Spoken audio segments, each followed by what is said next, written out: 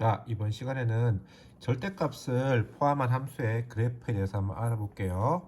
자, 요거는 따로 우리 교과서에 나오는 건 아니에요. 근데 이제 모의고사나 또는 문제집 같은데 너무 자주 나오고 또 알아놔야지 나중에 2학년 가서 여러분들이 공부하는데 불편함이 없을 것 같아서 책엔 없지만 일단은 한번 다뤄보도록 하고요.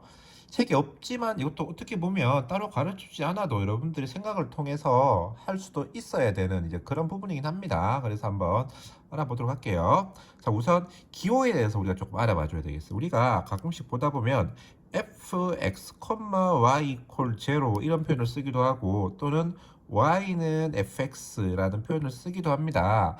두 개가 다른 말이 아니고 똑같은 말이에요. 예를 들어서 x 빼기 y 더하기 1 이퀄 0이라고 적으면 fx, y는 제로라 이 말이고요. 그 다음에 얘는 y는 x 플러스 1이라고 적으면은 이런 모양이 돼요. 그래서 두 개가 똑같아요. 이렇게 적어도 되고 이렇게 적어도 두 개가 똑같죠, 그렇죠? 똑같은데 이제 각 어떤 경우에 따라서는 이렇게 적는 게 편하고 경우에 따라 이렇게 적는 게 편해요. 예를 들어 원의 방정식 같은 경우는 x제곱 더하기 y제곱 이퀄 1이 편하죠. 이렇게 y는 플러스 마이너스 루트 1 빼기 x제곱이라고 적을 수 있긴 하지만은 얘는 이렇게 적는 것이 이렇게 적는 것보다 올등하기 편하죠, 그렇죠? 그래서 경우에 따라서 왔다 갔다 그리고 또 어떤 경우는 뭐 이런 함수 같은 경우는 이렇게 적던 이렇게 적던 크게 관계는 없어요. 그 다음에 선생님이 함수란 말을 쓰기도 하고 도형이란 말을 쓰기도 할 거예요. 왜냐 그러면 이 그래프는 여러분들이 그림을 그려보면 알겠지만 함수가 되진 않습니다.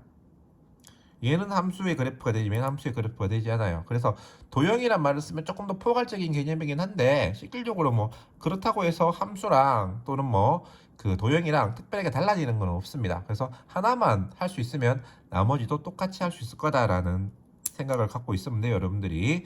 자, 우선 필요한 게 뭐냐 그러면 대칭이동이라는 개념이 필요합니다. 대칭이동은 데칼코마니라고 해요. 데칼코마니. 이렇게 x축 y축이 있으면 데칼코마니에요.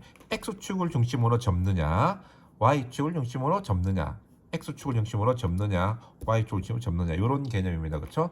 적었을 때 어떻게 되는가 라는 것을 갖다가 아셔야 돼요. 그리고 알겠지만 복습함에 보면 x축의 대칭인 도형은 x 대신에 y 대신에 마이너스 y를 대입한다라고 알고 있죠, 우리가. 맞지? x축의 내칭인 도형은 y좌표가 반대이기 때문에 x 대신에 y 대신에 마이너스 y를 대입한다라는 거예요. 마찬가지 y축에 대하여 대칭이 되는 것은 x좌표가 반대거든요. x좌표가 반대이기 때문에 x 대신에 마이너스 x를 대입한다라는 것을 우리가 알고 계시면 되겠습니다. 자, 그러면 둘 중에 하나만 해볼게요. 하나만 해보고 나머지는 하나만 이해하면 나머지는 여러분들이 그 수업 시간에 활동지 하면서 찾아보면 될 것 같아요. 자, 우리가 절대값 y는 fx 이런 거를 한번 해봅시다. 자, 얘는 무슨 하는 게 한 개만 할게요. 나머지는 수업 시간에 다 해보겠습니다. 하나만 할게요.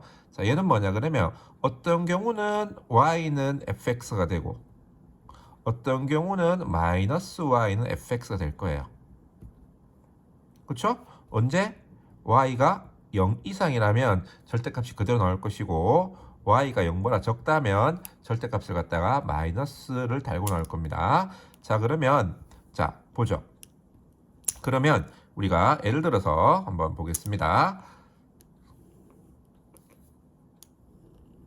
이렇게 있을 때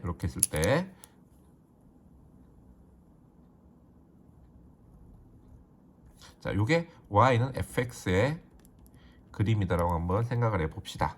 생각을 해보면 자, 일단은 y가 0보다 요게 y는 fx일 때 이 녀석의 그래프를 한번 그려볼 거예요. 어떻게 그리는가 잘 보세요. 자, y가 0 이상일 때는 y는 fx랑 똑같아요. 즉 y가 0 이상이란 말은 무슨 말이냐면 y가 0 이상이면 요게 y고 요게 x잖아요. 그러니까 y가 0 이상이다. y가 0 이상이란 말이니까 무슨 말입니까? 1사분면과 2사분면이에요. 이 녀석은 1사분면과 2사분면이에요. 그래서 1사분면과 2사분면에서는 y는 fx랑 그래프가 똑같아요. 그래서 1사분면과 2사분면에서는 y는 fx랑 그래프가 똑같다 이 말입니다. 이렇게 이루어질 것이고, 일단 y가 0보다 적다.